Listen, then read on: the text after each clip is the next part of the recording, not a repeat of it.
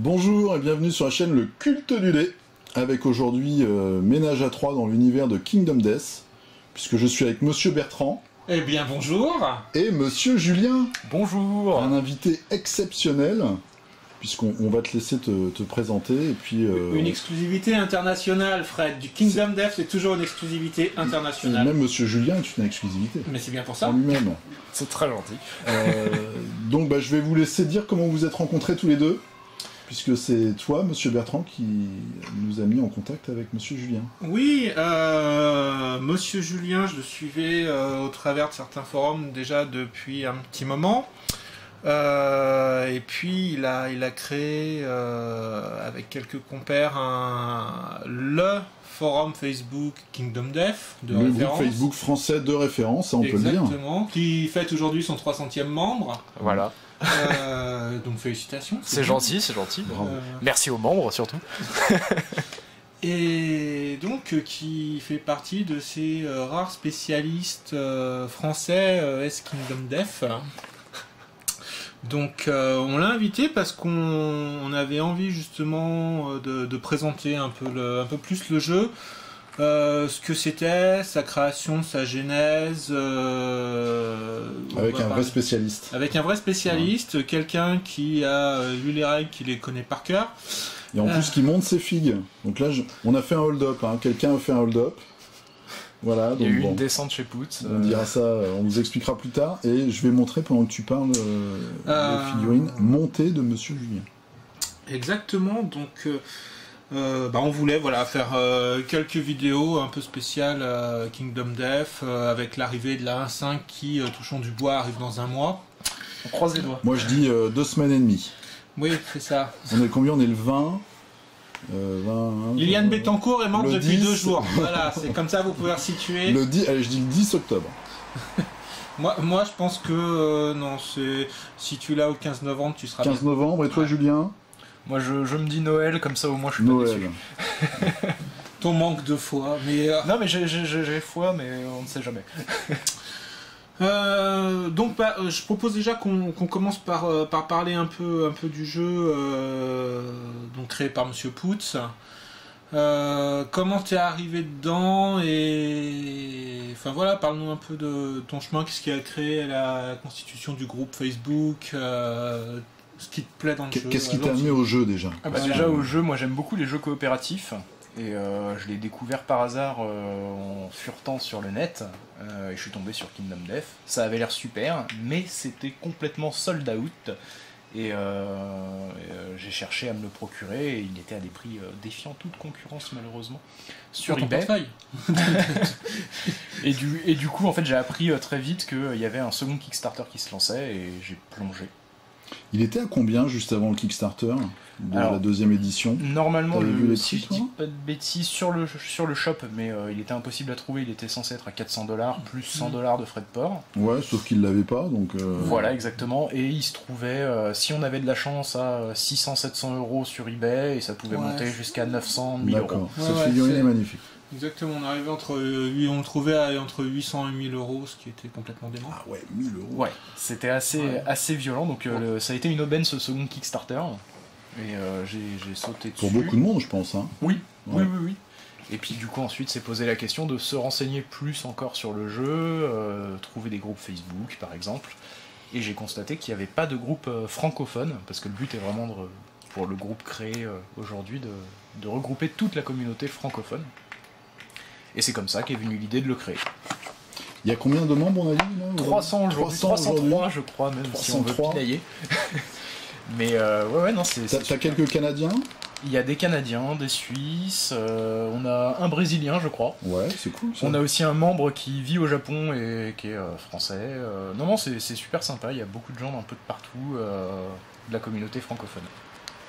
Il va sortir du plastique, monsieur Fred. Ah, il fait des petits signes, je comprends pas évidemment. C'est pas possible, filmer du plastique. Et alors toi, tu commençais par les jeux coopératifs, c'est-à-dire tu jouais à quoi avant? Oh, j'ai joué pas seulement à du coopératif, parce que j'apprécie le coopératif, genre notamment Nirenfar, que j'ai reçu il y a pas longtemps, de Ryan Locat, je crois. J'aime bien les demeures de l'épouvante, où on est tous face au maître du jeu, globalement. La V1 ou Au la gardien. La V1, la V1. La V2, il n'y a plus le gardien, mais il paraît que c'est sympa aussi. Ouais, j'aime bien tout ce genre de jeu, j'aime beaucoup les jeux compétitifs, mais la coopération, je trouve vraiment que c'est super sympa, le fait d'être tous contre le jeu et de lutter un peu.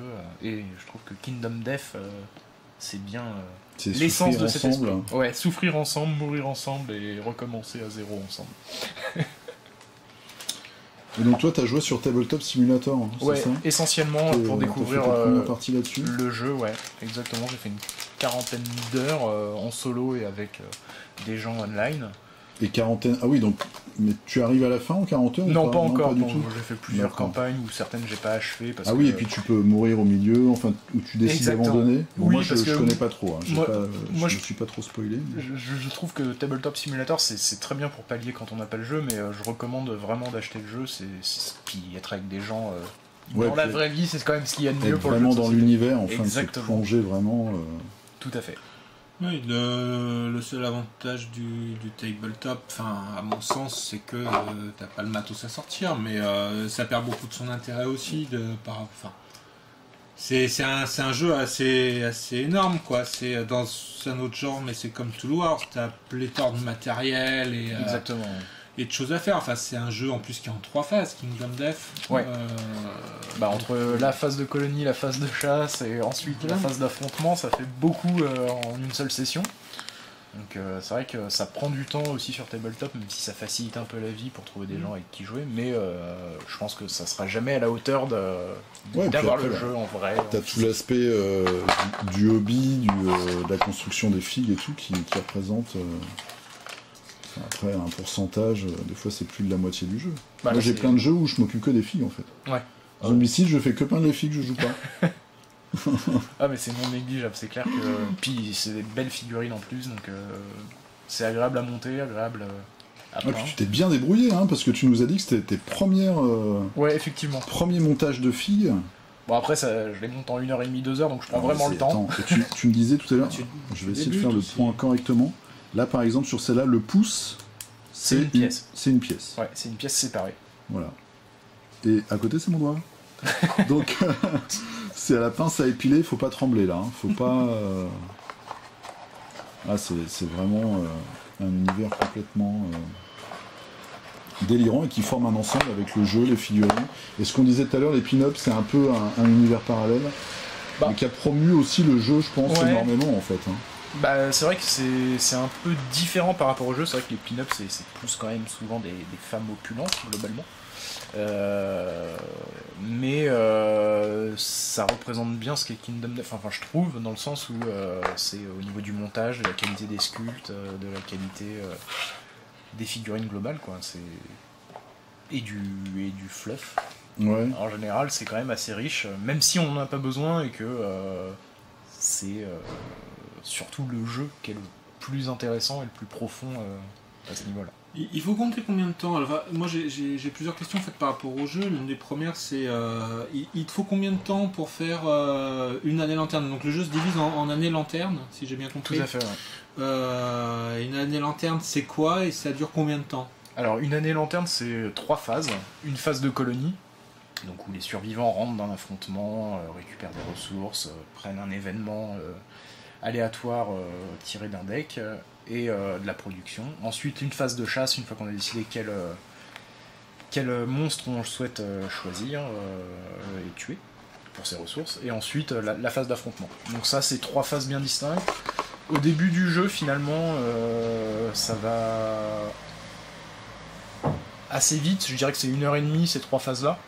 Et les premières années, c'est ouais, ça fait exactement. Et plus on avance dans le jeu, plus ce qui prend de temps, c'est quand on rentre à la colonie, gérer ses ressources, ses survivants, savoir ce qu'on va crafter, savoir ce qu'on va chasser, essayer d'optimiser, parce que c'est beaucoup d'optimisation et c'est ça qui est aussi intéressant. Et finalement, la phase de colonie prend de plus en plus de place. Alors après, il y a certaines années lanternes où on s'est pris des événements qui sont difficiles à vivre. Genre l'apparition de certains monstres ou des choses comme ça. Voilà, des trucs de test, ce genre de choses. Où ça va très vite et finalement, bon bah il n'y a plus grand monde dans la colonie, donc ça va. Mais c'est le côté impardonnable du jeu en exactement. fait. Mais après, c'est vraiment du die and retry. Donc quand on a eu certains événements, que ce soit pendant la chasse ou pendant la colonie, on sait qu'il y a certaines choses à éviter de faire. Et du coup, on fait plus attention. Mais c'est ça qui est intéressant. D'accord. Ce qui prend aussi du temps, je pense que si tu joues à plusieurs, ensuite, c'est que tout le monde s'engueule un peu sur le chemin que doit prendre la colonie et la gestion de la ressource. Alors, pour le moment, j'ai pas croisé de joueurs avec qui on a été jusqu'à s'engueuler. Ça serait plutôt en bonne intelligence globalement, parce que le jeu est déjà suffisamment dur vis-à-vis des joueurs sans que ça soit encore plus difficile. Mais après, c'est vrai qu'il y a une variante dans les règles qui dit qu'au niveau des ressources, on peut très bien soit fonctionner en groupe, soit fonctionner un peu chacun pour soi. Ah ouais? Ouais, je savais pas du tout ça. C'est écrit, c'est un petit paragraphe bien planqué. Donc en gros, tu peux garder un peu ton équipement pour toi, c'est ça? Ouais, ça augmente surtout les ressources pour dire bah moi je garde ça, c'est pour mon D'accord. Mais après bon, c'est vrai que c'est pas. Je pense pas que ça apporte grand chose au jeu. Le jeu est tellement difficile, c'est ça déjà que. Ça apporte pas grand chose de se tirer dans les pattes entre joueurs. Mais c'est vrai quand t'as des spécialistes ou des gens qui ont déjà joué plusieurs parties. Ça doit pouvoir t'aider, oui. Ouais, puis là tu peux avoir des petits différents. Tu dis ouais non moi j'ai vu ça, il faut plutôt aller par là. Ah ou si tu veux tester un arbre, un développement technologique ou un arbre que t'as pas encore testé, histoire de voir. Le souci, faut pas se plaisir avant tout en fait. Ensuite il faut voir ça, mais l'un des soucis ça peut être justement le die and retry, c'est-à-dire que si tu as passé une vingtaine d'heures de jeu, genre tu as fait une vingtaine d'années lanterne, et puis tout à coup toute ta colonie meurt, bah tu as le droit de recommencer à zéro, quoi. C'est limité à 30, non? Alors non, je dis une bêtise. Non, pas du tout. En fait, une bêtise, moi. Je crois que si moi non plus je dis pas de bêtises, la 1.3 ou 1. Je sais plus combien, qui est la version actuelle, qui est celle que ceux qui ont backé le premier Kickstarter ont, ça va jusqu'à l'année 25. Et la nouvelle version ira jusqu'à l'année 30. D'accord. Sans ajouter d'extension ni rien. Donc oui, c'est quand même 30 sessions pas mal intenses. Après, le die and retry, j'avoue que j'ai jamais dépassé l'année 12 ou 13, je crois. En finissant le jeu ou parce que vous en êtes là dans votre campagne? Non, parce que j'étais mort. D'accord, oui. C'est une campagne solo que je m'étais faite. Décapité. Il y a des saloperies qui arrivent régulièrement. Mort de maladie, entretué, assassiné dans son sommeil. Ça doit arriver qu'à Année Lanterne 20, il y ait un gros party kill ou un problème dans la colonie qui fait qu'on doit arrêter, mais je pense qu'au bout d'un moment on maîtrise suffisamment pour en tout cas toucher la fin du jeu sans peut-être battre le veilleur à la fin, le Watcher en VO. Je pense qu'on arrive quand même à une fin de jeu au bout d'un moment. Après, tu parlais du fait de jouer avec des gens qui connaissent le jeu. Moi, ce que j'aime bien pour avoir joué parfois avec certaines personnes qui connaissent pas le jeu, en connaissant le jeu, c'est sympa de rien leur dire et de leur laisser. Parce que c'est des expériences que nous on a faites en connaissant un peu le jeu. On se dit c'est bien qu'ils les fassent aussi. Et puis c'est marrant même en tant que participant à ce genre. C'est toujours la découverte qui fait. Et ça serait gâcher le jeu finalement de dire aux gens non, fais pas ça, ça serait dommage. Oui, parce que tu vas le payer dans 10 années lanterne, tu vas te prendre un truc, ça fait partie du jeu et c'est. Surtout connaissant. Alors, moi j'ai juste pas lu le flop, donc je sais pas comment ça se passe, mais je me dis qu'un des gros trucs, c'est qu'il doit y avoir des bonus ou des choix de technologie qui doivent pouvoir bien t'aider au départ, mais que tu dois ensuite payer plus tard et très cher. Alors ça, j'ai pas exploré toutes les possibilités, mais il y a quand même des choses. Après, il y a la volonté parfois au début, quand on connaît un peu le jeu, d'optimiser au niveau des innovations pour être sûr d'avoir très vite des actions de survie supplémentaires, etc. Mais globalement, c'est assez fluide. Il y a toujours de sales surprises qui arrivent. Mais c'est ce que j'aime bien moi dans ce jeu-là, ce côté je ne sais pas ce que d'une campagne à l'autre il va arriver, et même d'un combat à l'autre, d'un affrontement à l'autre de monstres, il émerge toujours un peu une histoire, des souvenirs de combat. Moi j'ai des souvenirs de combat face à un lion blanc, il arrivait telle chose qui était impossible, on ne pensait pas que ça allait arriver, bah c'est arrivé, et c'est ça qui est très intéressant. Il y a une histoire émergente qui se fait peu à peu dans le jeu, qui est très très bien. Puis c'est un peu l'esprit du jeu, non? Oui, complètement. D'être complètement dans l'inconnu en fait. C'est comme le tout début du jeu, c'est ça. T'es à zéro, quoi. Tu sais rien du tout. Qui va se passer. Les survivants se réveillent et puis il y a un lion qui arrive et c'est parti en avant Guingamp. Et il attaque. C'est ça. Et tu ramasses un caillou et c'est parti. Et avec ton caillou tu y vas et ça va bien se passer. Ok. Donc nous alors on a fait nos pronostics. Ouais. On t'a présenté un peu, donc tu as comme ça de tête l'adresse du forum quand tu es sur Facebook pour trouver. Alors c'est le Gambler's Nest, Kingdom Death Fan FR. Je mettrai un petit lien. Ça, après, je sais le faire dans la description. Après, juste en mettant Kingdom Death. Il y en a qui se moquent. Non, mais tu sais faire ça et tu sais monétiser les vidéos. Voilà. Ouais, j'ai pas décoché. Ouais. C'est vrai. Après, juste en mettant Kingdom Death normalement dans la barre de recherche. Même sans FR, on est dans les premiers groupes. Ça se trouve assez vite. Mais je mettrai un lien en bas de la description de la vidéo. Ça permet de se regrouper un petit peu. Exactement. C'est très sympa. Et puis en ce moment, il y a un concours de peinture. Exactement, ouais, le premier concours de peinture. Alors c'est vraiment pour le sport, hein, si vous avez envie de participer. C'est pour participer, et puis pour partager un peu sa passion, puis se donner aussi un but, une motivation, se motiver en plus pour dire allez, je peins une figurine. J'ai déjà reçu 2 participations, j'espère qu'il y en aura d'autres. Et puis c'est vrai que c'est plutôt sympa. On verra en fonction de la réception du jeu aussi, surtout parce que beaucoup de membres n'ont pas encore reçu. Ouais. Donc pour peindre, c'est un peu plus compliqué quand on n'a pas acheté de pin-up ou quoi que ce soit, ce que je comprends totalement. Donc on rééditera certainement la réception du jeu pour fêter l'arrivée. Ça marche. Et donc le concours de peinture, c'est jusqu'au 30 septembre. 30 septembre. Ouais. Mais je suis très surpris, tu salues pas ton camarade. Si, exactement. Damien, non mais oui, j'ai voulu prendre toute l'antenne. C'est moche, Damien, je suis obligé de venir te sauver. Damien, je te remercie. Damien fait partie aussi des gens d'administration du groupe et aussi de la trad française. Tu teases la prochaine vidéo. On va faire une deuxième vidéo, attention, grosse annonce sur la traduction. Que tu as mené, donc tu m'as dit. Damien, c'est Damien qui a mené. C'est Damien. Rendons à César. Damien a lancé ce projet sur Trick Track et finalement on a été une petite dizaine. Vous avez réussi à aller jusqu'au bout.